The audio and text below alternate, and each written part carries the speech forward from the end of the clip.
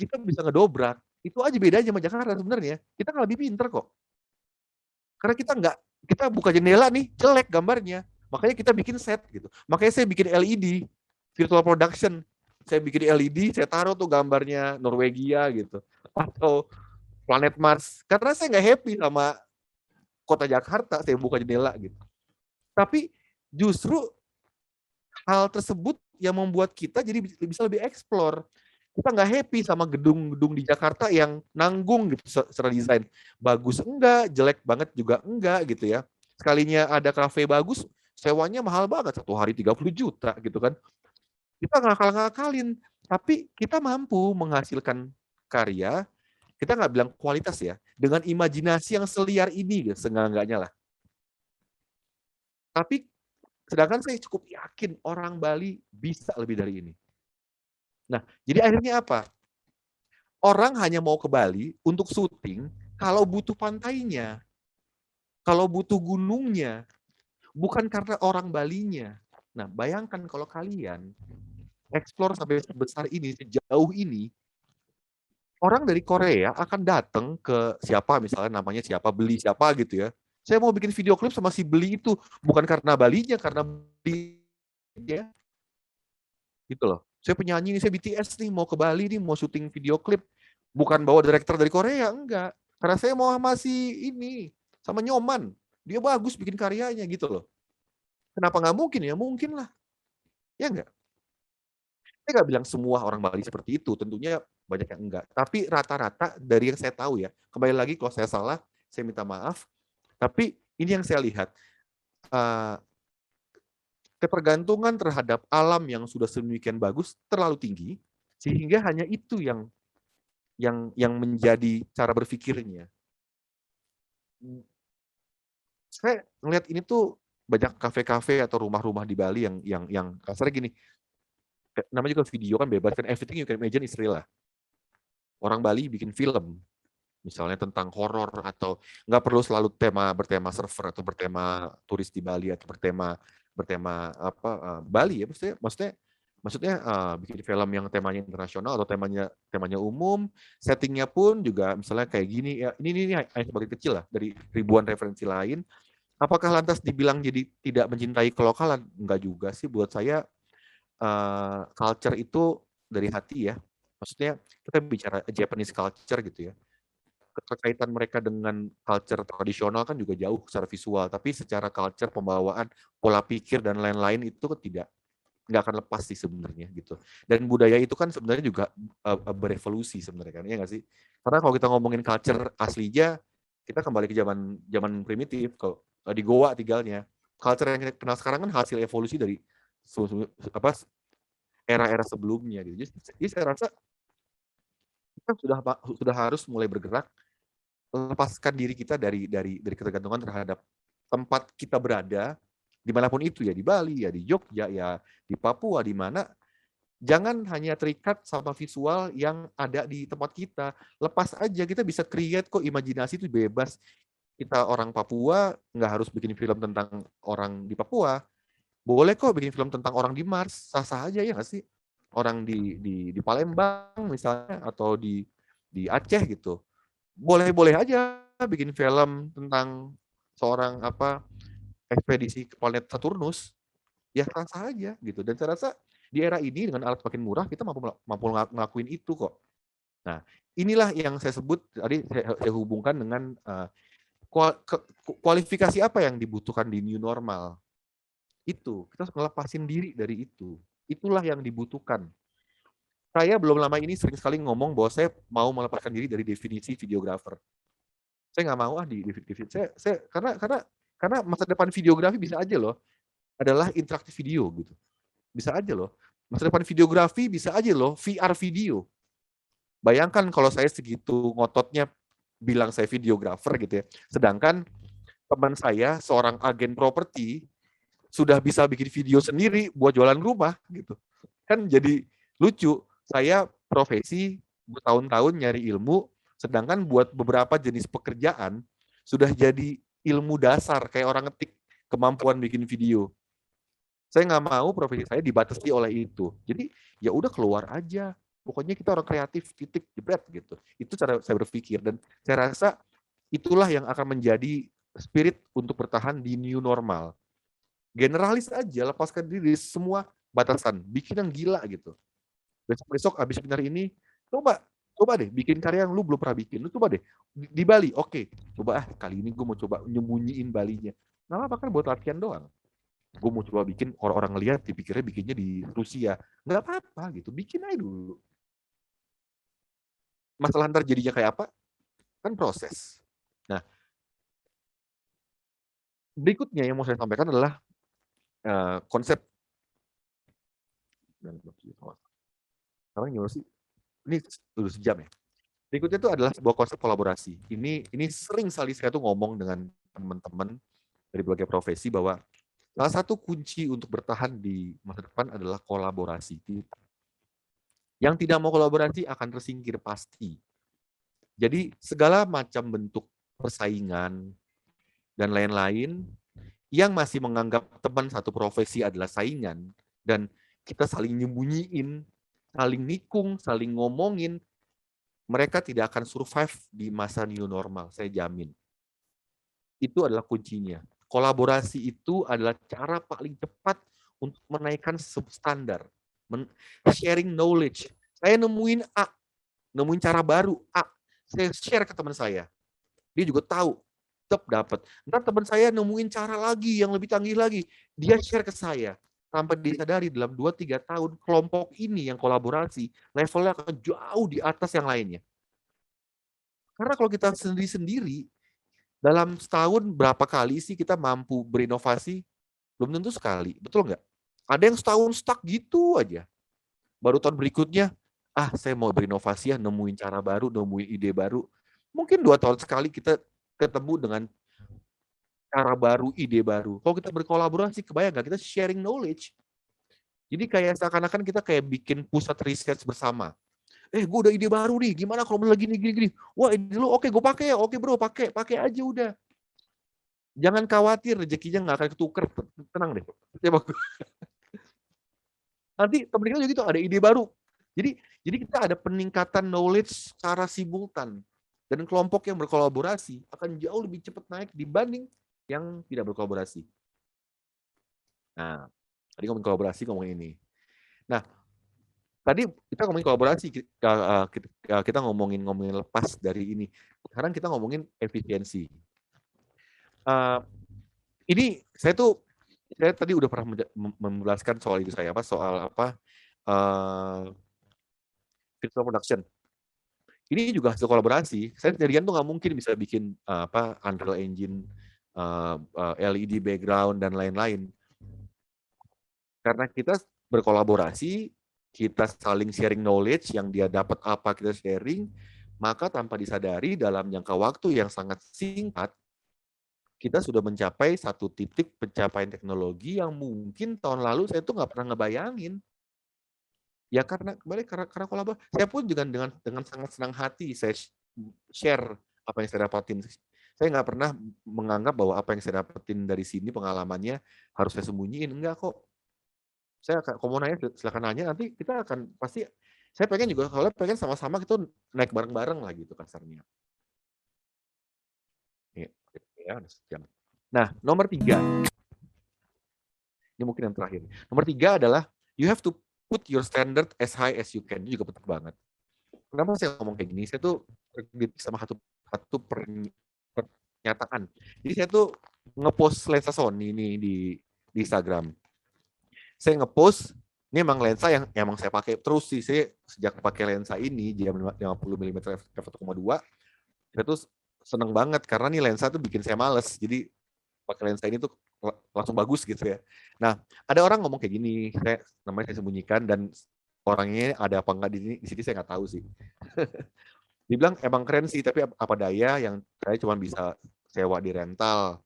Kalau dapat klien yang nggak pelit, kalau dapat klien yang neken harga, paling cuma bisa lensa kit. Ini kan terdengar normal ya nggak sih? Tapi buat saya gitu loh.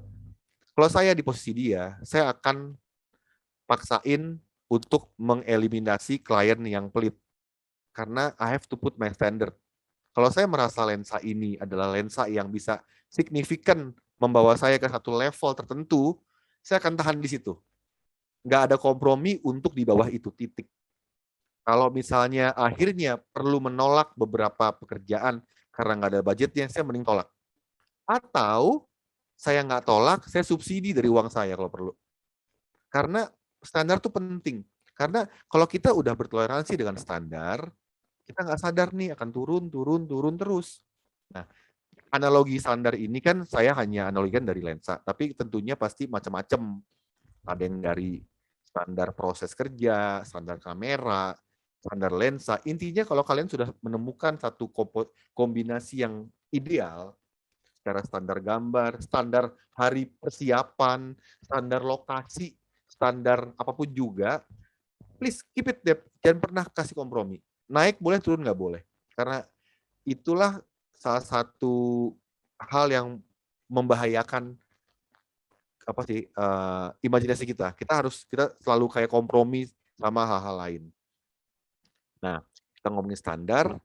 Ini contoh nih. Saya bikin video klip ini. Aku terjatuh. Saya buat, ini juga sebenarnya nggak ada budgetnya. Bintang filmnya pemainnya yang hire dari pihak label. Saya hanya nyari lokasi. Saya pakai kamera FX6, lensa 50 mm f1.2 yang saya bilang tadi. Saya pakai gimbal. Artinya saya tidak, lampu pun juga lampu-lampu LED. Artinya saya yang biasanya untuk mengeksekusi klip kayak gini itu butuh kru banyak, pakai dolly track lah, pakai apa. Kali ini ya udah nemu nih saya nih komposisinya nih. Pakai FX6, pakai gimbal, lensa 50, lampu juga tidak terlalu banyak saya pakai, kru juga hanya sedikit, beberapa orang. Ya udah, saya tidak mau di bawah itu. Tapi yang lainnya oke, karena saya ngelihat bahwa dengan benda ini gitu yang saya bilang tadi standar, saya minimal walaupun nggak ada budget, nggak ada kru, nggak ada apa, saya bisa minimal dapat gambar kayak gini gitu loh. Itu versi saya soal standar. Tentunya beda-beda, ada yang mungkin standarnya kamera, standar yang lain. Ini buat saya masalah standar tadi. Ketemulah titik terendahnya, segini nih kalau misalnya nggak ada budget, yang penting gue pakai lensa ini. Kalau saya tuh gitu ngelihatnya. Sedikit juga. Ada kurang atau lebih. Bener-bener gini aja, maju mundur, maju mundur. Orangnya cuma bisa aku yang rasanya nyamanku. Cukup aku di sisa hidupmu, lebih baik cukup daripada kurang atau lebih. Lebih baik cukup daripada kurang atau lebih. Jadi kembali lagi ngomongin standar, kenapa mungkin sedikit belok ya? Nggak belok juga sih. Tadi maksudnya bridging, tapi nggak terlalu halus bridgingnya nih kayaknya. Saya ngomongin sedikit ekosistem Sony yang emang saya pakai. Jadi saya percaya sama satu kunci dari efisiensi yang saya ngomong di awal. New normal yang dicari adalah efisiensi. Percepatan proses menuju tujuan, kan gitu kan efisiensi kan. Saya kebetulan memilih ekosistem Sony di sini. Kenapa? Karena ekosistem itu penting. Ekosistem itu adalah metode untuk mempercepat proses. Kita bicara ekosistem ya, nggak bicara kamera doang, lensa doang. Karena hanya dengan kita bekerja under sebuah ekosistem, otomatis banyak proses terpangkas. Kayak contoh gini, saya pakai kamera Sony, sekarang saya pakai X6 sih. Dulu AT-US3 dan lain-lain. Tapi mutlak harus lensa G-Master atau lensa Sony, saya pernah pakai yang lain. Pokoknya intinya harus lensa Sony. Kenapa? Karena kalau saya udah pakai FX6, percuma kalau lensa merek lain, karena autofocusnya nggak jalan. Kenapa harus pakai autofocus? Karena saya itu nggak suka nambah orang buat bantuin fokus. Kalau tangan saya kepake dua-duanya, saya mau pakai gimbal biar gampang syutingnya. Karena kalau nggak pakai gimbal, saya pakai dolly track, jadi mahal. alatnya berat, syutingnya lama, orangnya banyak dan lain-lain. Terus kenapa? Jadi penting tuh kenapa autofocus, kenapa harus lensa Sony supaya sih bisa pakai gimbal. Karena kalau lensanya manual dulu sebelum pakai lensa Sony, saya untuk gambar-gambar yang saya butuhkan kalau pakai gimbal susah. Kan fokusnya kan harus ada yang megangin kalau gimbal. Kan butuh kan saya bisa maju mundur. Jadi karena saya memilih pakai gimbal harus autofocus. Jadi muter aja tuh. Jadi kayak satu dicabut nih, kalau autofokusnya dicabut nih atau lensanya lensa lain, saya nggak bisa pakai gimbal. Jadi kayak ngerti nggak? Harus semua saya pakai gitu loh. Nah satu, dua belakangan karena misalnya bukan hanya budget ya, masalah izin dan lain-lain, saya sudah mulai mengurangi dan kalau bisa menghindari jenis lighting yang terlalu besar, HMI 2,5 kilo, 6 kilo. Karena apa? Selain mahal, butuh orang banyak, plus kalau udah pakai lampu besar, saya butuh genset. Kalau udah butuh genset, artinya akan ada orang lokal, parpol yang datang minta uang. Jadi artinya dengan saya pakai lampu-lampu besar, selain lebih mahal, saya akan butuh orang lebih banyak, plus banyak masalah. Saya mau simple aja deh, nggak usah pakai genset. Akhirnya apa solusinya? Pakai lampu-lampu LED. Nah, lampu-lampu LED kan kecil. Nah, kenapa saya pakai Sony? Karena Sony itu dual ISO, dual base ISO. Dual base ISO-nya tuh kalau FX6 itu 640 dan 12.800. Artinya kalau kita pakai ISO 12.800, basic ISO-nya tuh butuh cahaya bahkan malam jadi siang. Artinya saya nggak butuh lampu banyak. Intinya gitu sebenarnya. Yang biasanya kalau syuting siang, kayak tadi tuh di video tadi nih, perhatiin ya. Ini saya tuh syuting tuh.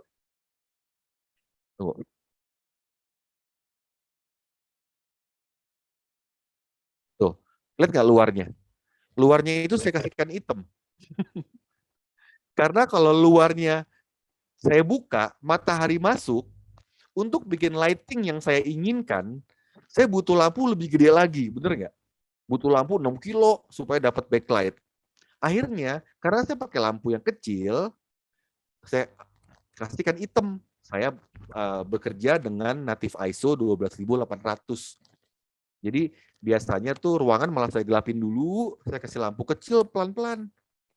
Nah, jadi untuk supaya saya bisa kurangin orang, nggak ada genset, nggak ada parpol yang malakin, syuting orang makin sedikit, saya butuh high ISO. Jadi kayak muter nih. Jadi ada satu alasan kenapa saya butuh ekosistemnya tuh saya pakai semua. Satu dicabut, jadi nggak kepake lah, kasarnya gitu. Bridgingnya oke ya, lumayan rapi ya. Next. Nih, ini saya mau ngasih sedikit tips untuk musik video yang saya pahami. Kembali lagi tidak ada teori yang mutlak, seni adalah sebuah kebebasan. Tapi ini mungkin kalau kita ngomongin video musik kan banyak ya, ada perform, realisme, fashion, animation, komedi. Nah, ini juga saya kembaliin lagi nih. Musik video itu banyak banget loh jenisnya. Ada dance, ada komedi, manifesto, dokumenter. Jadi buat teman-teman yang di luar Jakarta, coba deh explore jenis musik video. Nggak harus semuanya di alam kok. Nggak harus semuanya di depan rumah atau di studio musik gitu. Banyak kok referensi, coba explore aja. Coba lepas keterikatan dengan tempat di mana kalian berada. Nah, khusus untuk video klip storytelling, nah, ada struktur yang sudah saya temukan setelah bertahun-tahun menghadapi klien sedemikian rupa untuk editing. Di screenshot aja nih buat teman-teman, karena mungkin akan butuh waktu lama untuk ngapalin ini. Ini adalah sebuah pola untuk storytelling. Intro, jadi gini, ternyata saya tuh menemukan satu teori ya, ternyata musik itu tuh udah ada strukturnya. Musik itu dibuat, teori musik ya, ada intro, verse, chorus, itu dibuat. Kenapa musik itu selalu habis intro itu verse 1, verse 2, atau song 1, habis itu ada pre-chorus, habis itu dibilang ref, habis itu ada intro gitar. Kenapa musik itu punya pola? Kenapa sih gitu? Karena ya udah melalui sebuah research, psikologi manusia, ada struktur. Nah ternyata musik video itu juga harus paham sama strukturnya musik. Saya terjemahin intro. Intro itu tuh adalah sebuah pintu gerbang menuju ke musik video. Jadi biasanya kita masukin tuh teaser atau potongan mood atau gimmick apapun, intinya harus mewakili tema secara keseluruhan. Jadi kalau lagu dangdut ya intronya dangdut. Otomatis kalau musik videonya temanya adalah romantisme ya intro itu adalah gambar-gambar yang romantis, gambar bunga, gambar apa. Intinya intro itu harus mewakili the whole idea, tapi sebisa mungkin harus gimmick. Karena apa? Karena orang itu biar orang tuh nonton gitu. Nah, per satu saya biasanya masuk ke band atau ke vokalisnya. Kenapa? Karena verse 1 itu adalah pertama kali nyanyi. Cara paling mudah untuk memperkenalkan penyanyinya. Biar orang nggak lupa, ini ada penyanyinya loh, mukanya kayak gini loh. Tapi ini kembali lagi, ini relatif ya. Tapi itu metode. Nggak perlu sepanjang verse 1 penyanyi terus, tapi biasanya mulainya gambar penyanyi, habis itu dipotong boleh. Nah, verse 2 itu cerita, baru masuk cerita. Biasanya masih sebatas pengenalan karakter. Oh, seorang cewek anak SMA pulang sekolah, dia suka-sukaan sama cowok itu anak tukang bakso, misalnya gitu. Sebatas memperkenalkan ada karakter A, karakter B, karakter C. Kembali lagi, konsep ini bisa ditukar kok, bisa cerita dulu baru vokalis. Intinya di bagian awal perkenalan. Kalau lagu yang kita perhatiin nih, lagu pun begitu loh. Verse 1 itu ngomongin hal perkenalan, ngomongin matahari bersinar di pagi hari, indahnya pohon di depan rumahku, belum ngomongin cerita, belum ngomongin konflik biasanya kalau di verse. Nah, masuk ke pre-chorus atau pre-chorus itu biasanya kita masuk ke pengenalan konflik. Misalnya nih ceritanya tentang cowok yang selingkuh gitu ya misalnya. Di pre-chorus tuh biasanya mulai tuh cowok cewek lagi jalan, terus cowoknya diem-diem buka HP, terus jawab HP, ceweknya nengok, siapa itu? Bukan sayang. Ya, macam gitu lah. Jadi kayak mulai penonton dikasih clue tentang apa yang bakal terjadi. Oh, cowoknya kayaknya selingkuh deh gitu misalnya. Jadi diperkenalkan potensi konfliknya kalau tentang konflik ya. Nah, habis itu biasanya masuk ke ref 1 biasanya. Chorus atau ref 1. Kalau yang ini saya sarankan mutlak harus ke vokalis. Kenapa mutlak? Nah gini. Ini saya juga pelajari dari label-label besar lah. Lagu itu kan harapannya penyanyinya, lagu kan terkenal, bener nggak? Dan orang biasanya mengenali lagu itu melalui refnya, ya kan? Chorusnya, refnya, yang orang kenal biasanya kan.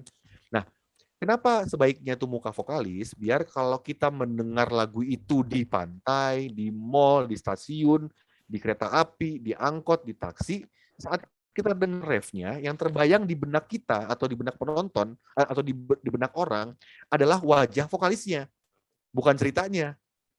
Kebayang nggak kalau gambar ref 1, gambarnya orang pukul-pukulan. Pasti saat kita dengar lagu itu di taksi, kita keinget gambar itu pasti kan. Ingat gambar orang pukul-pukulan. Kita sebagai kreator seneng pastikan diingat pukul-pukulannya. Tapi sebagai penyanyi nggak akan suka itu. Dan jadi nggak sesuai fungsi. Pengennya kan kalau dengar lagu ref nih, inget muka vokalisnya kan gitu pengennya. Atau inget bandnya. Si penyanyi itu pengen diingat. Nah, jadi lagi nih, bukan masalah ntar bandnya 80% ya, story 20% ya. Bukan soal persentase sebenarnya. Jadi bukan soal banyak-banyakan band apa cerita, bukan. Justru band tuh nggak perlu banyak, tapi ditempatkan di tempat yang tepat. Taruh di ref 1, udah orang pasti inget deh. Nah, habis itu masuk ke verse berikutnya, biasanya pre-konflik, masuk ke ref 2, masuk ke konflik. Biasanya kan kalau ref itu kan ngomongin konflik ya, misal judul lagunya Aku Benci Kamu, pasti refnya ngomongnya Aku Benci Kamu, kan gitu kan, ngomongin masalah. Nah, dari ref 2 tuh biasanya ada bridge dan menuju ke interlude biasanya ya. Dan bridge dan interlude ini biasanya adalah bagian paling emosi di sebuah lagu. Ya nggak sih, kalau lagu rock tuh pas lagi interlude tuh yang lagi wow, gitarnya lagi mendayu, lagi naik. Jadi di sini biasanya kalau ngomongin interlude itu ngomongin konflik biasanya. Orang lari, orang banting barang, orang berantem. Karena itu adalah titik teremosi di sebuah lagu biasanya, di bagian interlude. Nah, biasanya setelah interlude itu ada ref lagi, tapi refnya turun, nggak ada musiknya, biasanya gitu. Nah, di situ bisa juga tuh jadi momen contemplating, momen kontemplasi. Habis marah-marah, dia diem, dia mikir, dia nangis misalnya gitu. dia capek, terengah-engah. Kita pakai part lagu lagi ngedrop itu untuk momen yang sama. Nah, biasanya setelah itu kan naik tuh, dang, ref lagi, disebut koda. Nah, di situ kita taruh solusi, ujungnya mau apa nih? Mau happy ending, sad ending. Nah, saya bikin ini bukan karena saya menganggap ini paling benar, tapi ini berdasarkan analisa mengenai lagu itu emang itu strukturnya. Emosi gitar meraung-raung gitu. Ya karena emang secara teori musik itu part di saat orang pengen emosinya muncul gitu. Jadi saya tuh bikin ini sebenarnya mencoba memahami strukturnya musik. Tentunya kalau lagunya beda, strukturnya beda, kita juga bisa mengembangkan ini menjadi pola yang baru ya. Atau misalnya kita bicara bukan pola storytelling deh, video klip yang dance atau video klip yang komedi, tentunya pasti berbeda. Tapi kurang lebih sama kok kalau kita perhatiin. Kurang lebih sama kok. Jadi kembali lagi form follow function. Kita bikin video klip, fungsinya kan untuk musiknya. Kita pahami dulu fungsinya musik, strukturnya musik, baru kita taruhlah di sini struktur yang mengikuti kebutuhan musiknya. Nah, ini salah satu tips aja. Biasanya gini, kalau misalnya bikin Halo Mas Upi. Ya, sorry. Ya, waktunya sudah mendekati nih. Oh, waktu sudah ada beberapa pertanyaan yang masuk sebenarnya, Mas Upi. Sepertinya para peserta udah sabar nih untuk bertanya. Ini gini aja, ini di screenshot aja. Screenshot ya, oke. Karena ini terakhir sebenarnya. Oke, minta maaf kalau saya ngomongnya kemana-mana. Kita bisa sesi tanya jawab sekarang. Terima kasih semuanya. Mas Upi, boleh balik ke slide-nya dulu, saya belum sempat screenshot ya. Oh ya, tunggu. Silakan, tunggu ya. Ya.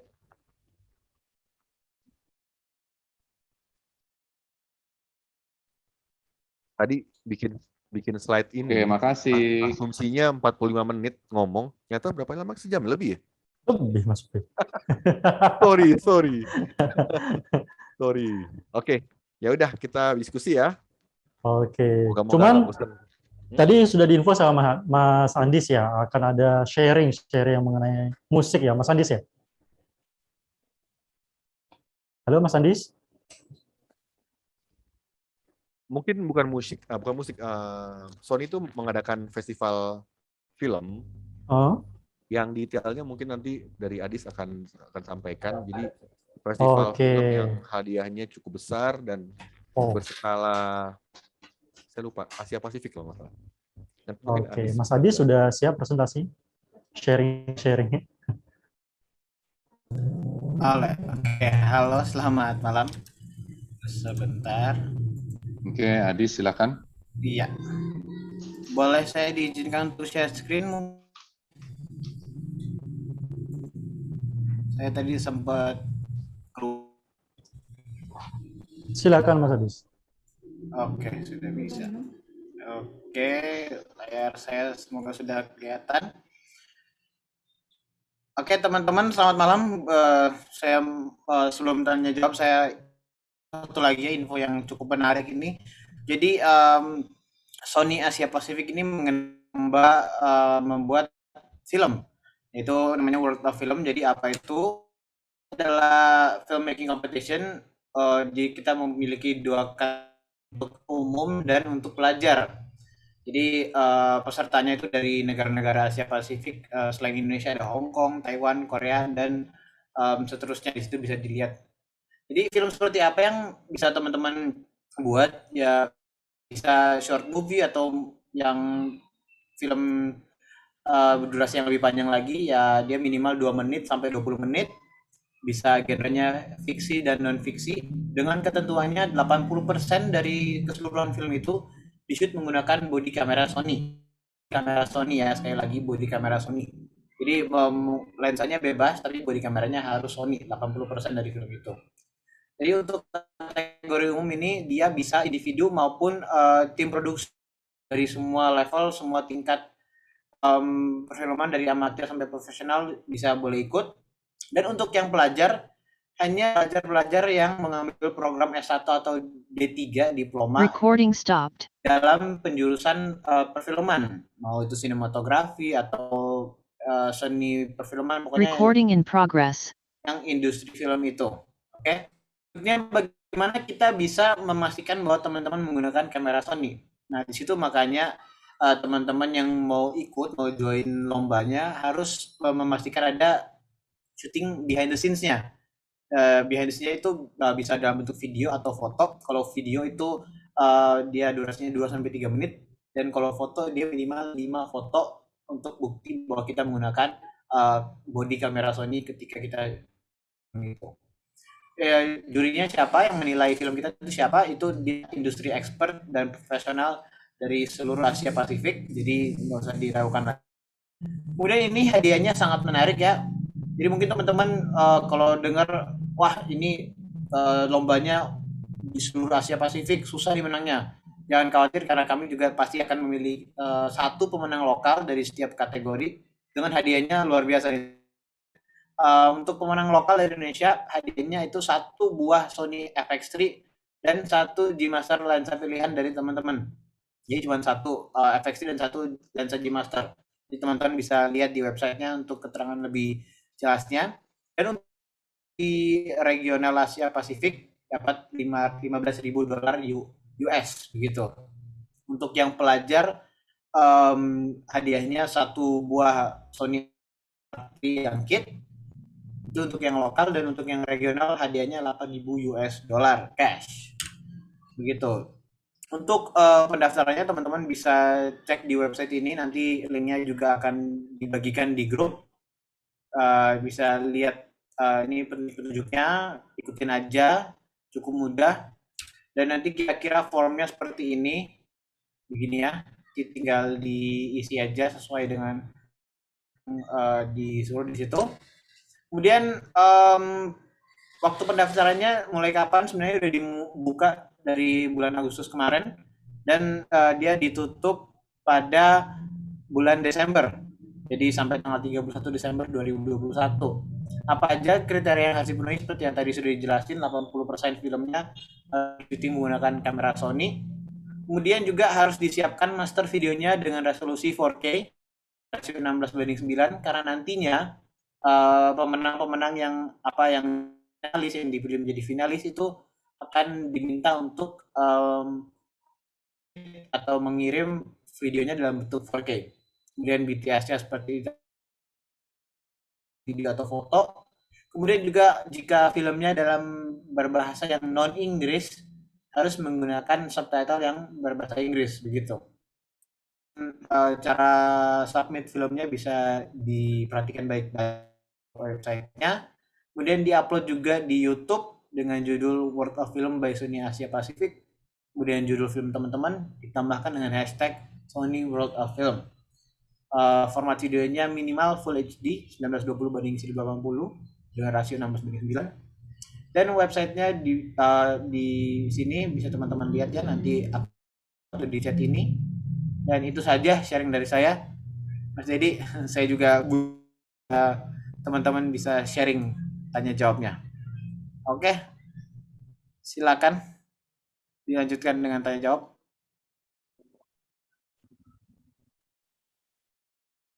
Oke, terima kasih Adis, sudah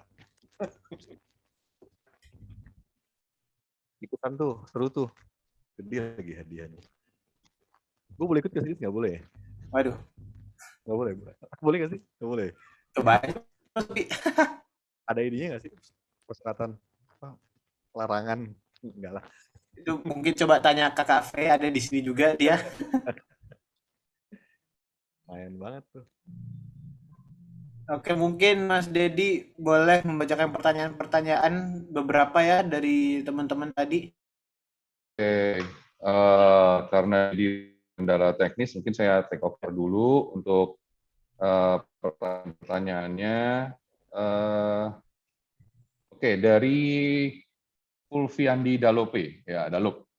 Mas Upi, apa aja sih yang perlu diperhatikan kalau kita ingin membuat video yang penuh dengan visual effect atau 3D animasi? Gimana cara merencanakan dengan game? Oke. Sebenarnya gini, saya percaya bahwa persiapan itu adalah segala-galanya.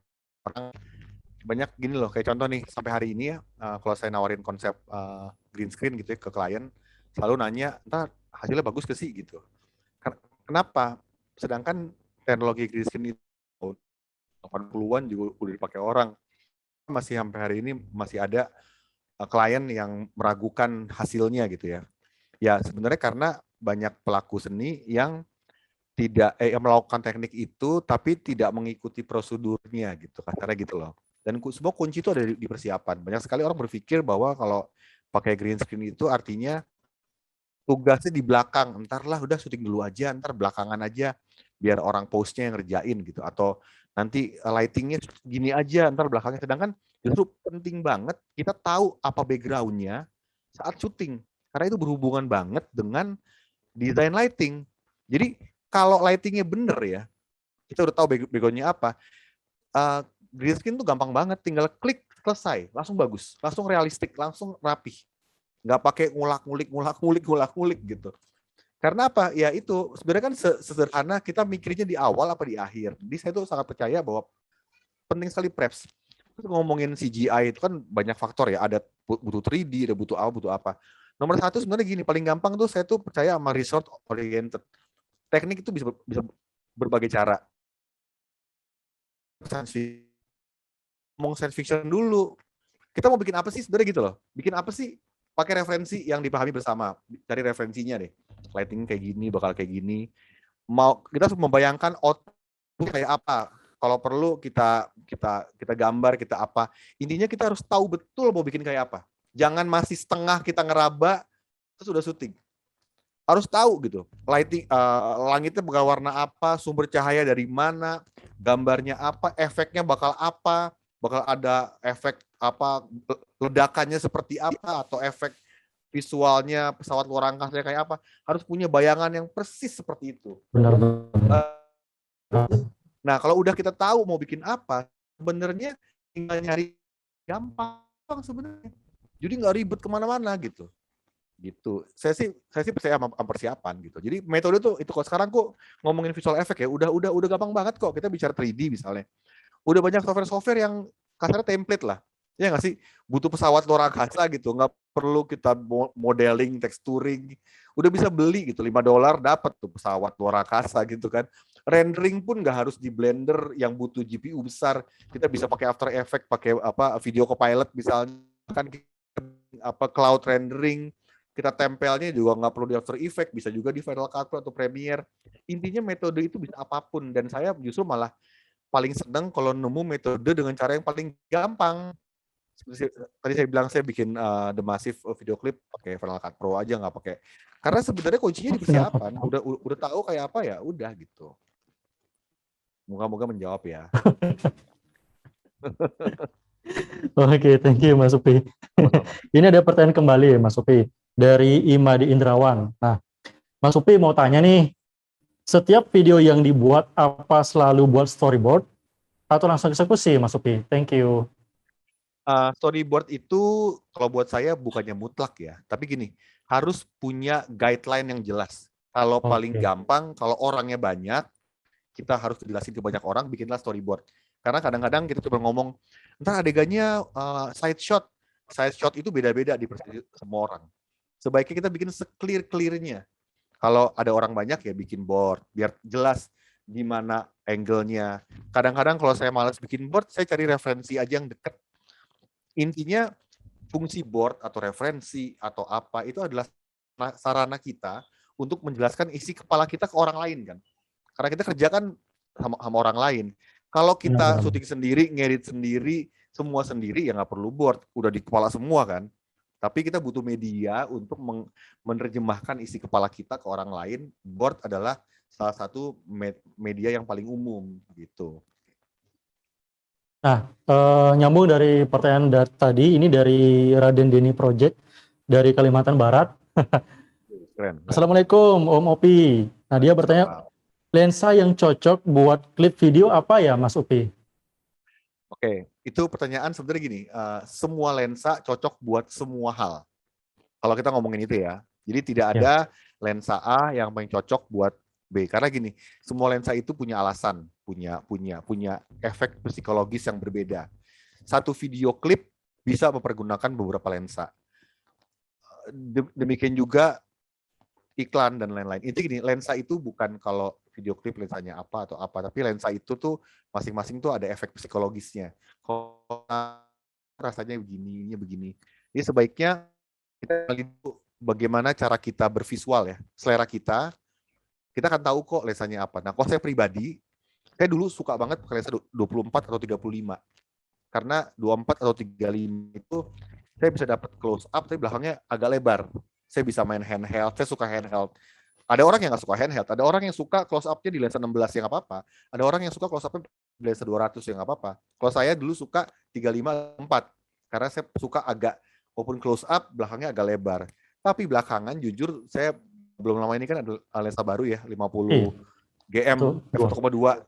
Saya lagi suka banget tuh, lagi saya pakai mulu. Saya bahkan ada 1-2 project saya nggak ganti lensa seharian, pakai itu terus. Soalnya enak, gampang gitu, langsung bagus gambarnya gitu. Jadi tapi bisa aja bulan depan saya kembali suka ke 35. Intinya sih nggak ada patokan. Kenali aja kebutuhan gambar lu gitu. Kenali aja lu pengen lebih suka, cocok dengan visualnya seperti apa gitu. Nanti pasti akan ketemu kok di mana nyambungnya gitu. Oke, thank you Mas Upi. Ini pertanyaan lagi dari Mas Adi Rahman. Nah, Bang Upi, bagi tips dan share setup lighting standar atau patokan yang sering dipakai dalam satu lokasi dong Mas Upi. Nah, ini juga sama tuh. Sebenarnya saya tidak mengenal standar dalam seni sebenarnya. Tapi gini, mungkin saya sharing aja dari yang saya nyaman ya. Saya itu nyaman, saya paling suka pertama kali yang saya bentuk adalah backlight atau rim light. Jadi ini misalnya ada lokasi gitu ya, ada blocking aktornya gitu ya. Nomor satu yang saya buat tuh adalah backlight atau rim light. Karena fungsi dari backlight atau rim light itu tuh memisahkan antara subjek dengan background. Ada garis di sini nih, rambutnya gitu. Saya nggak bikin key light dulu. Bahkan kadang-kadang saya nggak pakai key light, gelap nggak apa-apa. Gitu loh. Jadi kadang mood. Tapi setelah udah ketemu rim light-nya, udah ketemu backlight-nya, udah ketemu komposisi antara backlight dengan subjek, baru saya cari key light-nya, mau dari kiri atau kanan, mau kuat, mau kenceng apa mau soft, mau kasih warna merah atau warna tungsten atau warna putih, itu sih kita ngelukis. Tuh belakangan saya lagi suka combining light aja, rim light-nya misalnya putih, ketemu key light-nya saya kasih merah gitu, saya tabrak gitu. Yang pasti gini, fungsi lighting itu kan adalah ngebentuk framing ya, kayak melukis ya. Saya kebetulan suka sama warna-warna yang vibrant. Jadi kadang-kadang kalau saya pakai backlight yaitu warna normal nih putih gitu ya, terus efeknya jadi agak kebiruan, orang tuh saya kasih tungsten biasanya agak kuning, atau bahkan saya kasih merah, ekstrim sekalian merah gitu. Dan saya suka tuh pemisahan antara subjek dengan background. Selain dari lighting yang kontrasnya berbeda, juga dari warna gitu. Moga-moga. Oh, sama satu lagi. Buat saya yang sering terjadi nih ya, gini, konsep lighting itu kalau buat saya ya, adalah komposisi. Komposisi itu bicara gini, kalau saya pakai bahasa shadow, midtones, highlight, moga-moga pada ngerti semuanya ya. Ada shadow, itu bagian yang hitam, yang gelap. Ada midtones, bagian yang normal, kayak kulit gini. Ada highlight yang putih-putih di belakang gitu ya. Nah, saya tuh selalu ekstra merhatiin supaya standar lighting ke subjek sama ke background harus terpisah. Kalau subjeknya tuh normal, mid-tone, background tuh saya kasih highlight. Jadi biar jauh. Atau kalau backgroundnya normal, mid-tone, subjek itu saya gelapin, saya bikin shadow. Jadi biar dramatis sekalian. Yang saya tuh suka nggak nyaman tuh sama hasil lighting kalau berasa flat, semua bermain di areal mid-tone, jadi nggak ada highlight, nggak ada highlightnya, nggak ada shadownya, jadi kayak aman, flat warnanya gitu loh. Nah, jadi saya sering banget, jadi saya suka selalu saya bikin kontras antara orang sama belakang. Itu selera ya, saya suka gambar-gambaran dramatis soalnya.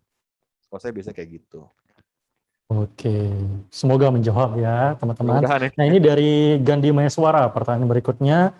Mau tanya nih Mas Upi, Bali. dalam semua proyek Mas Upi, apa best skill Mas Upi? Kemudian directing kah, atau DOP, atau yang lainnya? Nah, apa weakness-nya Mas Upi, sehingga perlu hire kru di bidang itu? Terima kasih.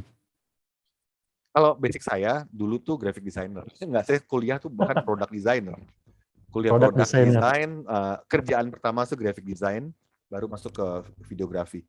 Kalau saya based on apa yang saya pahami, saya justru malah merasa basic dasarnya itu editing.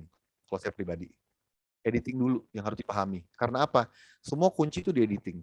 Saya ketemu banyak produser film bahkan bilang ada istilah nih, director yang bagus adalah director yang punya editorial thinking.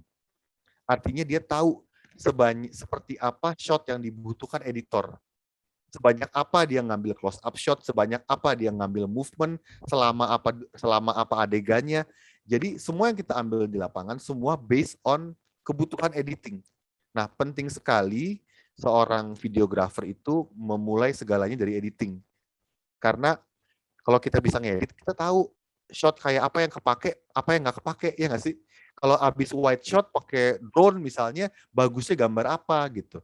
Otomatis kalau kita udah tahu pola edit yang baik, kita akan tahu shot listnya apa. Oh, adegan gini butuh sedikit doang, ini butuh banyak, butuh. Jadi di lokasi pun kita cukup efisien dalam nggak semua adegan ada covernya wide shot, wah 10 take buat sebuah adegan. Kita ambil semuanya, akhirnya pusing di belakang. Editornya butuh waktu seminggu buat merhatiin shot. Akhirnya kita udah nggak punya objektif lagi tentang apa yang kita buat di awal. Kalau saya bikin board, gunanya itu. Bahkan saya tuh bikin kayak videomatic ya. Hasilnya pakai video orang, saya potong-potong. Jadi saya tahu buat ini hanya butuh sekian durasinya. Dan objektifnya adalah actingnya, bukan lightingnya. Kalau yang ini objektifnya adalah komposisinya. Jadi saya tahu nih di mana bentuk kompromi saya. Oke, ini saya udah dapat warnanya bagus, tapi actingnya kurang oke. Oh, saya tahu kok, ntar kepakainya sedikit, nggak masalah deh gitu loh. Saya bilang sih justru editing nomor 1. Baru abis itu kita masuk ke lokasi. Gitu. Oke, mantap. Ini ada pertanyaan lagi dari Fahmi Royanul Hakim. Mas, saya mau tanya, kan saya tidak punya gear untuk bikin video nih. Nah, budget buat sewa kamera aja belum punya. Nah, karena itu saya berencana menghasilkan uang dari edit video. Nah, cara menjual skill kita itu bagaimana, Mas Upi? Dan agar kita konsisten dulu dalam satu bidang tersebut. Ya, saya tuh mungkin 7-8 tahun pertama sebagai saudara nggak punya kamera sendiri. Nggak masalah kok bisa sewa. Kalau sewa nggak punya uang, ya kita kan sekolah juga pakai uang ya, belajar ya. Sewa kamera berapa sih? Paling 500.000, 300.000. Kalau emang nggak punya uang, patungannya sama teman-temannya 3 orang, patungan 100 ribuan nih. Satu hari ada kamera, bawa keliling, bikin gambar. Sama aja kok sama pakai kartu itu tuh yang bayar sekolah gitu ya nggak sih? Juga intinya nyewa kamera jangan nunggu ada proyeknya, patungan aja lah 5-6 orang sewa, ajak temennya paling cantik bikin gambar. Jadi saya rasa tidak susah ya mengakses kamera sekarang ya kalau belum punya uangnya. Kalau editing sebenarnya ya sesimpel ya kita harus tahu fungsi editor lah, memberi solusi buat director, harus tahu skill sama attitude-nya editor, harus tahu jam kerja segala macam. Intinya menyiapkan diri buat menjadi editor yang baik, intinya gitu. Nah, untuk dapat kerjaannya sebenarnya selain mengkontak banyak director, menunjukkan reel-nya, menunjukkan hasil karyanya, publish aja di sosial media sebanyak-banyaknya, bikin segila-gila aja, pasti orang bakal nengok kok, ya nggak sih? Lama-lama juga akan pasti pelan-pelan tuh akan ketemu ininya kok, ketemu bentuknya gitu. Oke, ini pertanyaan terakhir yang akan saya bacakan ya teman-teman. Nah, untuk teman-teman yang bertanya yang tidak saya bacakan di sini bisa langsung DM ke Instagramnya Mas Upi Gova nanti. Oke, pertanyaan terakhir yang saya pilih adalah dari Ajinomoto. Selamat malam, Mas. Oke, Mas, gimana sih dapat inspirasi atau munculnya sebuah ide di saat dapat brief dari klien? Apakah Mas Upi itu ada website atau channel untuk memperkaya sebuah ide dalam membuat video? Nggak ada, susah tuh jelasinnya. Jadi kembali lagi, saya ulang lagi, saya tuh tadi form follow function, fungsi dulu baru bentuk. Jadi saat ada brief klien, jangan kita langsung impulsif gitu, menjawab di kepala kita dengan aku tahu di merah, kuning, shot pantai. Jangan langsung impulsif dan percaya bahwa itu adalah ide terbaik di awal. Walaupun kita pasti kan sebagai manusia kan nggak bisa dipungkiri ya, pasti akan punya spontan thought gitu loh. Saat orang ngomong, Pak, saya mau bikin video nih gini-gini, pasti di benak kita akan muncul ide-ide visual pasti kan. jangan langsung di-lock, jangan percaya sama ide pertama. Udah ada riset dulu, fungsinya apa, butuhnya apa, gitu loh. Baru ide-ide itu kita cocokin. Nah, kalau bicara dapat ide dari mana, ini bukan bicara lagi soal dari mananya. Ini saya bicara gini, basic knowledge, basic yang dibutuhkan oleh seorang videographer, dan saya yakin semua profesi ya, itu tidak hanya skill di profesi itu gitu. Kayak kita seorang videographer, memang kita merasa bahwa skill kita itu adalah menguasai kamera, menguasai teknik editing, menguasai teknik syuting. Tapi justru value kita di mata klien, di mata masyarakat bukan dari itunya. Saya bukan kameramen terbaik di dunia gitu. Teman-teman saya banyak yang jauh lebih jago dibanding saya. Saya bahkan kadang-kadang kalau lagi mati ide ngajak teman-teman sama videografer kayak Yopi atau siapa gitu ya, bantuin gue dong, karena saya juga bukan paling jago di kamera, editing juga. Justru value saya yang saya pahami muncul dari knowledge itu, dari wawasan. Saya belajar filosofi lah, random aja, belajar teori konspirasi, belajar ilmu apalah, sosial, sejarah, belajar ilmu kedokteran, IT, semua saya makan sih. Saya suka baca emang ya. Justru knowledge itulah yang membentuk ide-ide di saat kita misalnya ada kebutuhan nih video klip apa-apa gitu misalnya. Ide itu nggak muncul dari kemampuan kamera saya, muncul dari ya pemahaman saya akan hal-hal yang lain. Wah, ngomongin puisi, ngomongin apa. Jadi kalau kita bicara ide dari mana, nggak ada websitenya. Kalau ada juga tuh laku banget website pasti. Nggak ada juga makanannya apa, nggak ada. Tapi semua ide muncul dari knowledge, dari wawasan. Dan justru itu adalah kunci seorang videographer, value-nya sekian puluh juta atau sekian ratus ribu. Bukan dari kemampuan kamera dia, tapi adalah knowledge-nya dia. Logikanya gini, seorang pabrik pembuat mobil gitu misalnya gitu ya, yang paling murah kan buruh kan, sedangkan buruh itu yang paling ngerti cara bikin mobil, bener nggak? Iya, benar. Tahu cara bengokin besinya kan gitu. Tapi kan yang paling dibayar mahal kan adalah CEO-nya gitu loh, yang justru punya knowledge di luar pembuatan mobil. Dia tahu tentang market, tentang segala macam. Jadi penting banget kita, dan ngomongin satu lagi ya, agak panjang dikit, sorry. Satu lagi, banyak orang berpikir bahwa mencari referensi itu dilakukan setelah ada jobnya. Kita ngulik-ngulik Google, YouTube, berharap ada yang nyantol saat salah. Melihat gambar-gambar film-film bagus bukan di waktu senggang. Supaya apa? Biar kita lupa. Jangan dicari. Justru kita nonton semua film bagus, nonton semua gambar bagus, biar kita lupa, tapi nyerap di diri kita, sehingga saat kita butuh satu konsep, bank ide di kepala kita itu bagus semua. Karena seni itu adalah itu, kita melupakan referensi kita, lantas berevolusi di diri kita, dengan knowledge kita jadi hal baru kan. Kalau kita nyari ide, pas ada kebutuhannya, kita akan niru pasti. Nah, di situ niru ya bukannya saya nggak mau kimi orang boleh nggak boleh ya. Tapi kalau kita meniru, kita mungkin visualnya bagus, tapi nggak ada rasanya. Kan yang penting kan kita berevolusi mencampur adukan lah, kayak orang masak lah, mencampur adukan gambar-gambar random di kepala kita yang kita dapatkan saat kita lagi nganggur ya nonton film. Kita campur aduk lah, mungkin lighting dari film apa, acting dari film apa, dicampur adukan dengan rasa apa yang mau kita buat hari itu. Itu kan udah ada proses nyampurnya tuh. Jadi sebaiknya emang di waktu senggang jangan nonton, istilahnya kalau Instagram tuh jangan hanya ngelihat Jakarta keras atau apa gitu loh. Lihat juga bagus-bagus gitu.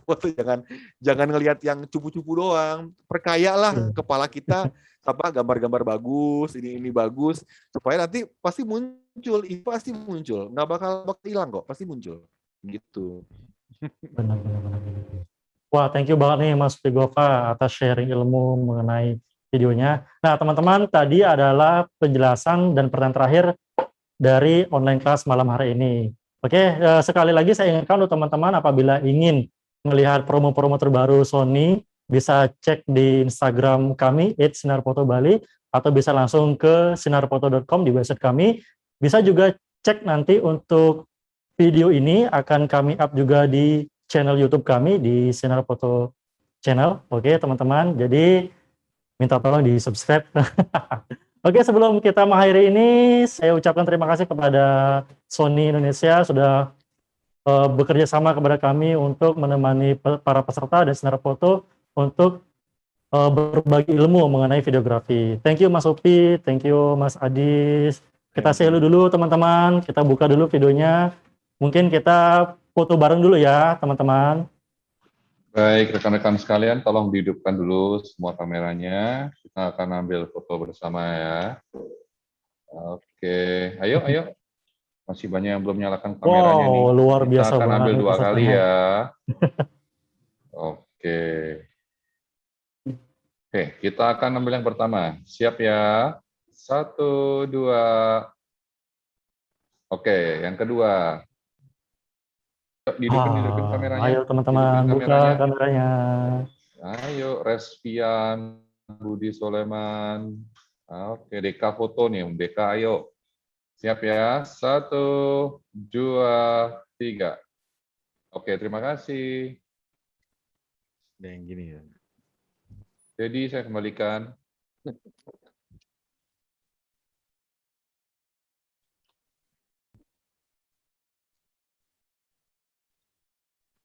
Oke, terima kasih ya teman-teman ya.